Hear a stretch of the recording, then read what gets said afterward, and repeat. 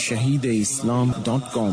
خالق و کلی شیء، ہر چیز کے پیدا کرنے والا، ہر چیز اس کی مخلوق اور وہ سب کا خالق۔ www.shahideislam.com۔ یرید اللہ ترغیب اتباع، ترغیب اتباع۔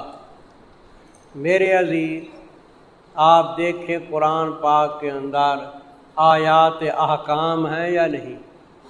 تو اللہ تبارک و تعالی آیات احکام کے ذریعے تمہیں احکام بتلاتے ہیں، مہربانی ہے نا ان کی۔ اور دوسری آیات ہیں قصص کی، کس کی؟ اس میں قصے ہیں، تو پہلے لوگوں کے حالات بتاتے ہیں تاکہ تم عبرت حاصل کرو۔ یہی بتایا گیا کہ ان دو قسموں کی آیات سے اللہ کرم فرماتے ہیں۔ ترغیب اتباع لکھا ہے، ارادہ فرماتے ہیں اللہ تعالیٰ تاکہ بیان کریں احکام واسطے تمہارے۔ یہاں یبینہ سے مراد کیا ہے؟ بیان کریں احکام واسطے تمہارے۔ احکام کن آیتوں سے ہوں گے؟ آیات احکام، اقیموا الصلاۃ، آتوا الزکوٰۃ، یہ زنا وغیرہ کی حد۔ وَیَہْدِیَکُمْ سُنَنَ الَّذِینَ مِن قَبْلِکُم، اور بتلائے اللہ تعالیٰ تم کو احوال ان لوگوں کے جو تم سے پہلے گزرے۔ یہ کن آیات کے اندر ہوتے ہیں؟ آیات قصص کے اندر۔ اور مہربانی فرمائے تمہارے پر توبہ، اور اللہ تعالیٰ جاننے والے ہیں، حکمت والے ہیں۔ واللہ یرید ان یتوب علیکم، بیان احکام کا فائدہ نمبر 1، بیان احکام کا فائدہ نمبر 1 ہے مصلحت۔ احکام بیان کرنے میں تمہاری مصلحت ہے۔ ارادہ فرماتے ہیں اللہ تعالیٰ یہ کہ مہربانی فرمائے تمہارے اوپر احکام بیان کر کے، یہ مصلحت ہے۔ اور ارادہ کرتے ہیں وہ لوگ جو اتباع کرتے ہیں خواہشات کی، ان تمیلوا میلا عظیما، یہ کہ پھر جاؤ تم، پھر جانا بڑا حق سے۔ ادھر حق سے نیچے لکھ لو، وہ پہلے ترغیب دی گئی کہ احکام کی اتباع کرو، اب ڈرایا گیا دشمنوں سے۔ ارادہ کرتے ہیں وہ لوگ جو اتباع کرتے ہیں خواہشات کی، کہ پھر جاؤ، پھر جانا بڑا حق سے، تمہیں ڈرایا گیا مخالفین سے۔ تو احکام کے بیان کا پہلا فائدہ کیا تھا؟ مصلحت۔ اب دوسرا فائدہ، یرید اللہ ان یخفف عنکم، یہ فائدہ نمبر 2، بیان احکام کا فائدہ نمبر 2 ہے تخفیف۔ بھی ہمارے اوپر جو احکام نازل ہوئے ہیں ان میں تخفیف ہے یا مشکل ہیں؟ پہلی اقوام کے اوپر بھاری تھے احکام، ہمارے تخفیف ہے۔ ارادہ فرماتے ہیں اللہ تعالیٰ یہ کہ تخفیف کریں تم سے، کیونکہ پیدا کیا انسان کمزور۔ یا ایھا الذین آمنوا لا تاکلوا، یہ کتواں حکم ہے جی؟ حکم رعیت 11واں، حکم رعیت نمبر 11،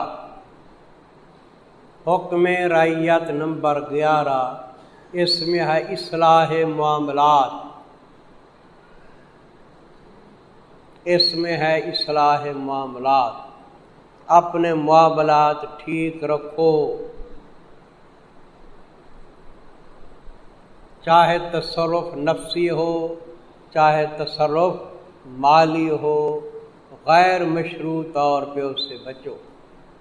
تصرف نفسی یہ ہے کہ کسی کو قتل کر دو، یہ غیر مشروع طور پہ تصرف نفسی کیا یا نہیں؟ کسی کو قتل کر دیا، زخمی کر دیا۔ اور تصرف مالی کیا ہے؟ کسی کا مال کھا جاؤ حرام طریقے پہ۔ تو اصلاح معاملات کرو، غیر مشروع طور پہ نہ تصرف نفسی کرو، نہ تصرف نہ کسی کی جان کو نقصان پہنچاؤ، نہ کسی کے مال کو نقصان پہنچاؤ۔ اے ایمان والو، نہ کھاؤ تم مال اپنے کا معنی ایک دوسرے کے مال، معنی لکھ لو، اپنے مال تو کھائے جاتے ہیں۔ اموالکم کا معنی کیا لکھو گے؟ ایک دوسرے کے مال۔ اے ایمان والو، نہ کھاؤ تم ایک دوسرے کے مال درمیان اپنے باطل طریقے پہ، جھوٹ کرے چوری ڈکیٹی الا ان تکون تجارہ، ہاں مگر یہ کہ ہو جہت کھانے کی تجارت، الا ان تکون کے نیچے کا لکھو جہت عقل، مگر یہ کہ ہو جہت کھانے کی تجارت رضامندی سے، تم سے تجارت کے ذریعے کھا سکتے ہو۔ تکونا کے اندر ہے ضمیر کہاں لوٹے گا؟ جہت عقل کی طرح، وہ تجارت ہو۔ تجارت میں کیسے کھا سکتے ہو کہ آپ 10,000 کی چیز خرید لاتے ہیں اور آپ تاجر ہیں، تو 10,000 کی چیز 10,000 میں دیں گے، آخر نفع نہیں لیں گے۔ 10,000 کی چیز 11,000 میں دیتے ہیں، 12,000 میں دیتے ہیں، تو 2,000 جو زید لیا ہے تو یہ مال کھایا ہے تجارت کے ذریعے، یہ کیا ہے؟ یہ جائز ہے۔ یہ ولا تقتلوا انفسکم، تصرف نفسی بھی نہ کرو غیر مشروع طریقے پہ، اور نہ قتل کرو اپنے لوگوں کو، بے شک اللہ ہیں ساتھ تمہارے مہربان۔ ومن یفعل ذلک، تخویف اخروی، اور جس شخص نے کیا یہ کام عدوانا و ظلما، زیادتی کے ساتھ اور ظلم کے ساتھ، جس شخص نے کیا یہ کام زیادتی کے ساتھ اور ظلم کے ساتھ۔ یہ آج کل ہوتے ہیں نا بڑے سردار قسموں کے لوگ، سمجھے، وہ حد شرع سے بھی زیادتی کر جاتے ہیں، حد شرع سے۔ مثال طور ایک نوکر ہے، اس نوکر سے کوئی غلطی ہو گئی ہے تو 2-4 چابک لگا لے غلطی سے، وہ اتنی پٹائی کرتے ہیں کہ مار دیتے ہیں۔ کیا؟ یہ عدوان ہے، حد شرع سے زیادتی کرنی، بالکل مار دیتے ہیں۔ تھوڑے دن ہوئے میں نے اخبار کے اندر پڑھا تھا کہ پنجاب کے اندر ایک فوجی تھا، وہ ریٹائر ہو کے آیا، بڑا ذمہ دار تھا، اس کے نوکر سے جو کوئی غلطی ہو گئی نا تو اس نے نوکر کی پٹائی شروع کی۔ وہ نوکر غریب ڈر کے دوڑا اور قریب جھونپڑی تھی اس کے اندر بھاگ گیا، اندر سے کنڈی دے دی۔ اس خبیث نے کیا کیا؟ اس کی جھونپڑی کو آگ لگا دی، وہ آگ میں جل گیا۔ کہ اتنی بھی زیادتیاں کرتے ہیں۔ خیر رہ گیا کچھ عرصہ، اللہ تعالیٰ نے اس کے اوپر ایسا عذاب بھیجا کہ اس کو فالج ہو گیا۔ کیا ہو گیا جی؟ فالج ہو گیا۔ اور فالج کے ساتھ پھر وہ نوکروں کو کہتا تھا کہ میں اپنا ذمہ دارہ پھرتا ہوں، گاڑی میں بیٹھ جاتا، کار کے اندر ایسے پھرتا۔ ایک دفعہ کار کے اندر بیٹھا، چل تو نہیں سکتا تھا، اس کا نوکر کار میں بٹھا کے وہ کہیں دور چلا گیا۔ وہ خدا کی قدرت، کسی طرح اس کی گاڑی کو آگ لگ گئی، وہ مر گیا گاڑی کے اندر تڑپ تڑپ کے۔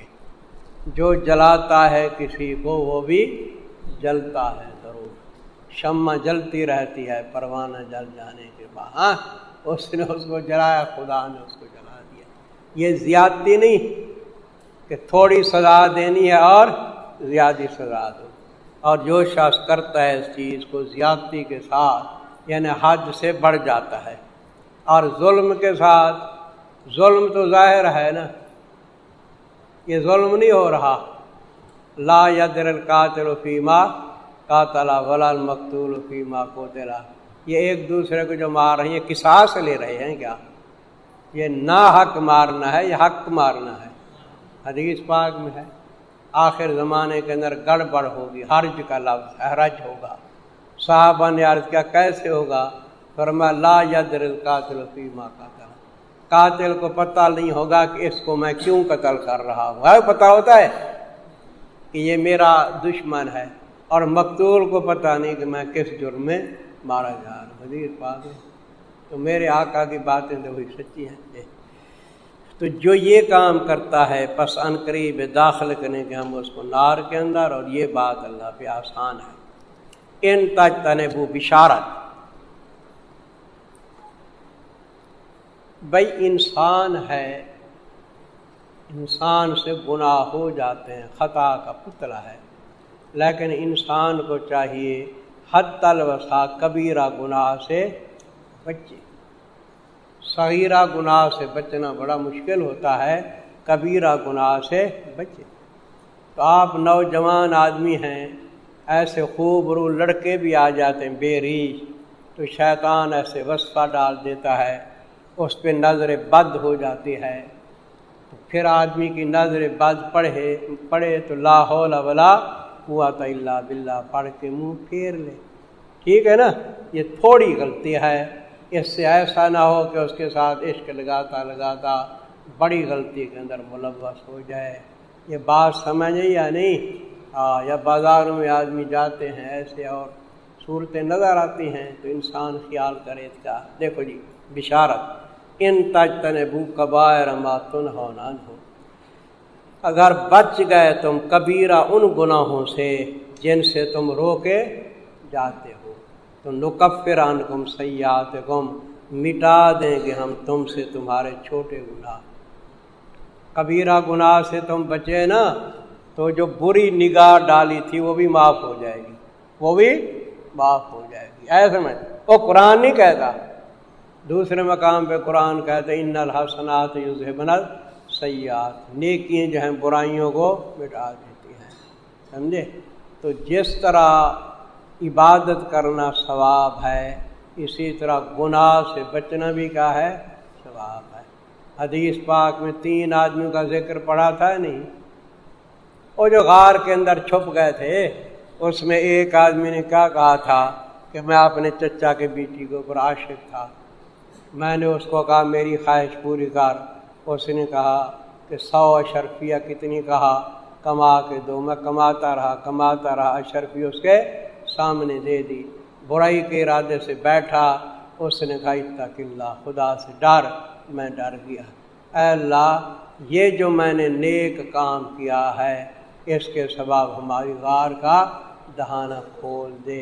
یہ کون سا نیک کام کیا تھا؟ نماز پڑھی تھی، حالانکہ عشق لگاتا رہا اس کے اوپر، پیسے کماتا رہا، غلطی کی، وہاں جایا بیٹھا، سب غلطیاں کی، لیکن آخر کے اندر خدا سے ڈر گیا۔ یہ گناہ سے بچ جانا بڑی عبادت ہے، گناہ سے بچ جانا بڑی عبادت ہے۔ اتق المحارم تکون آبت الناس، محارم سے بچو، سب سے بڑی بات۔ www.shahideislam.com محارم سے بچنا بڑی عبادت ہے، اور نماز کو چھوڑ دینا گناہ کبیرہ ہے۔ بعض لوگ فرائض کو چھوڑنے میں گناہ کبیرہ نہیں کہتے، کہتے ہیں جو زنا کرتا ہے یہ تو کبیرہ گناہ کرتا ہے، جھوٹ بولتا ہے کبیرہ گناہ کرتا ہے، خیانت کرتا ہے کبیرہ گناہ کرتا ہے۔ اب جو نماز نہیں پڑھتا وہ کیا؟ وہ کبیرہ گناہ نہیں، فاسق فاجر ہے۔ اب ایک سردار ہے بیٹھا ہوا ہے جی، سچ بھی بولتا ہے، لوگوں کو کھلاتا پلاتا بھی ہے، انصاف بھی کرتا ہے، لوگ کرتے ہیں بڑا ولی اللہ ہے، بڑا ولی اللہ ہے، کہ نماز ایک نہیں پڑھتا، ولی اللہ ہے فاسق فاجر ہے۔ یہ بھی خیال کیا کرو، کہتے ہیں یہ بڑا نیک ہے۔ ترک کے فرائض جو ہے یہ بھی فسق ہے، گناہ کبیرہ ہے۔ دیکھو جی کبیرہ گناہوں سے بچو، اللہ کرم فرمائیں گے، صغیرہ گناہ تمہارے مٹا دیں گے۔ فرمایا وَنُدْخِلُكُمْ، اور داخل کریں گے ہم تم کو مدخلاً کریما، ایسی جگہ کے اندر جو معزز ہوگی، کریمانہ معزز جگہ۔ وَلَا تَتَمَنَّوْا، یہ حکم نمبر کتنا ہے جی؟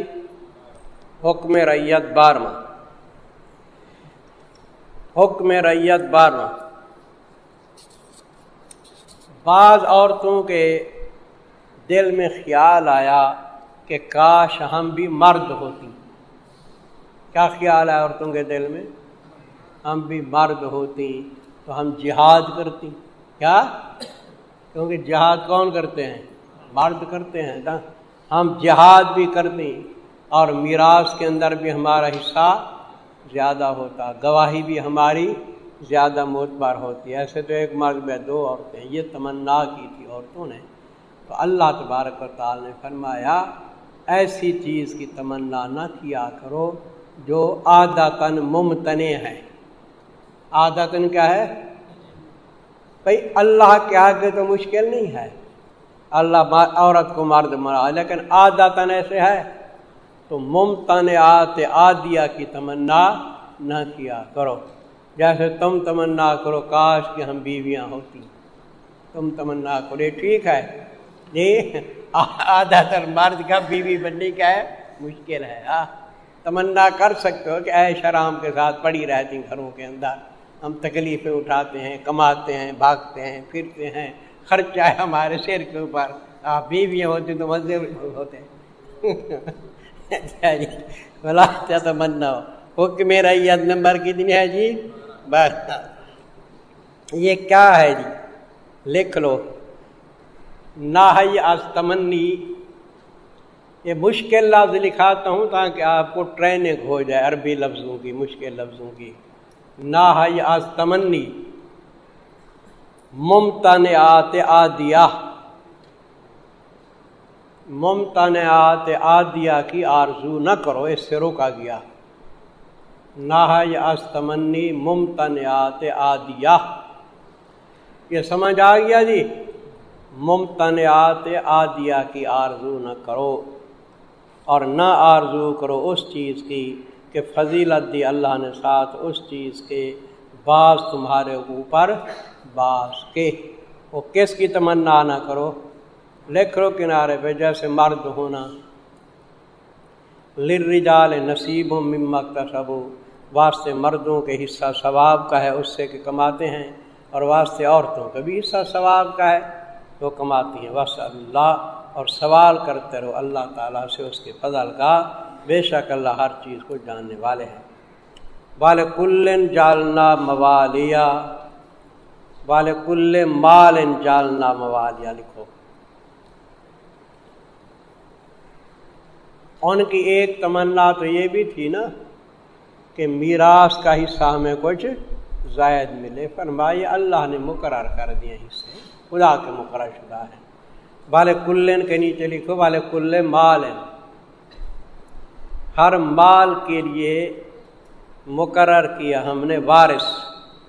موالی کا معنی وارث، اس سے کہ چھوڑ جاتے ہیں ماں باپ اور رشتہ دار. اچھا اب ایک اور بات سنو، جاہلیت کے اندر بھی یہ چیز تھی اور ابتدا اسلام کے اندر یہ تھی چیز. ایک ہوتا تھا وارث مولا الموالات، اس کو کیا کہتے تھے؟ ایک آدمی کے ساتھ آپ نے یاری رکھی ہے، محبت رکھی ہے، دوستی، سمجھا؟ تو آپ اس کے ساتھ معاہدہ کرتے ہیں کہ زندگی بھر ایک دوسرے کا تعاون کرتے رہیں گے. جب میں مر جاؤں گا تو تم میری جائیداد کا چھٹا حصہ لینا، تو مر جائے گا تو میں تیری جائیداد کا چھٹا حصہ لوں گا. تو مولا الموالات کا یہ چھٹا حصہ ہوتا تھا دوستوں کا. لیکن اب ہے؟ اب نہیں ہے، کیونکہ ورثاء مقرر ہو چکے. لیکن اب جب نہیں ہے تو کیسے دوست کو راضی کیا جائے؟ اس کو راضی کرنے کی صورت وصیت تو ہے. کیا غریب یار ہے تو اس کے لیے کیا کر جائے؟ وصیت کر جائے، وصیت ہے. اور بیٹوں کو بھی کہہ دے حسن سلوک کرو اس کے ساتھ. کیا کرو؟ www.shahideislam.com. میں بیٹھا ہوا تھا، ظاہر پیر پڑھا رہا تھا کہ ایک آدمی آ گیا بوڑھا، ملا مجھ کو، کہنے لگا میں نٹ ہوں. نٹ وہ ہوتے ہیں جو ڈھول بجاتے ہیں، تماشا کرتے ہیں.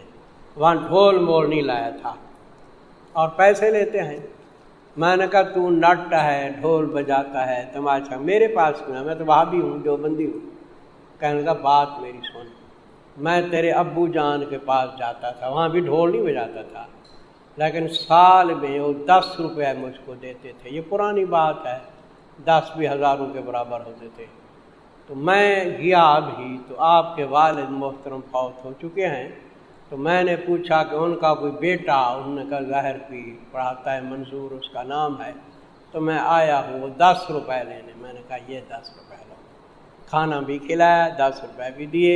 میں نے کہا جب تک تو زندہ رہے مجھ سے 10 روپے لے جایا کر. اب وہ مر گیا ہے، جب تک زندہ رہا. تو والد کا جو ہو نا چیز، وہ بھی انسان کو جاری رکھنی چاہیے، شریعت کہتی ہے. دیکھو جی، فرمایا والذین عقدت ایمانکم، یہاں پہنچ گئے نا. اور وہ لوگ جن کے ساتھ گرہ باندھی ہے تمہارے دائیں ہاتھوں نے. یاری جو لگاتے تھے نا، دائیں دائیں ہاتھ دیتے تھے، قول اقرار کرتے تھے، یہ گرہ باندھی نا. اور جن لوگوں کے ساتھ گرہ باندھی تمہارے دائیں ہاتھوں نے، یعنی ان سے تمہارا معاہدہ ہوا. فاتوہم نصیبہم، ان کو دو حصہ ان کا. تو پہلے کون سا حصہ تھا؟ چھٹا. اب وہ منسوخ ہے. اب کیا ہے؟ وصیت اور حسن سلوک. وصیت اور بے شک اللہ ہیں اوپر ہر چیز پہ حاضر و ناظر. shahideislam.com اس ویب سائٹ پر آپ سن سکتے ہیں شہید اسلام مولانا محمد یوسف لدھیانوی رحمہ اللہ کی آواز میں درس قرآن، درس حدیث اور اصلاحی مواعظ. خالق و کلی شیء، ہر چیز کے پیدا کرنے والا، ہر چیز اس کی مخلوق اور وہ سب کا خالق. جبکہ شہید اسلام کی تصانیف آن لائن پڑھ بھی سکتے ہیں. اس کے علاوہ اس ویب سائٹ پر آپ سن سکتے ہیں ممتاز علماء کرام کے اصلاحی بیانات. یا صاحب الجمال و یا سید البشر من وجهك المنیر لقد نور القمر. www.shahideislam.com